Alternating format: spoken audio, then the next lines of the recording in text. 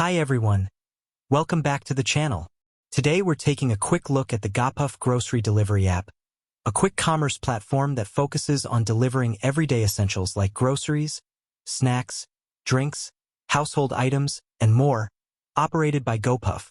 The Gopuff Grocery Delivery service is designed for fast and convenient shopping, where users can browse a wide range of products directly in the app and get them delivered in a short time. Instead of traditional grocery shopping, the platform works through local fulfillment centers, which helps speed up the entire delivery process. Inside the app, users can search for items, add products to their cart, and place orders with just a few taps. It includes categories like beverages, snacks, personal care, cleaning supplies, and daily essentials. The app also shows estimated delivery times, order tracking, and payment options, making the process smooth and easy for users. One of the key features of Gopuff is its focus on instant delivery, meaning many orders are picked, packed, and delivered quickly from nearby warehouses instead of multiple retail stores.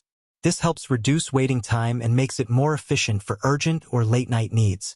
The interface is simple and user-friendly, allowing customers to quickly find products, manage orders, and track deliveries in real time.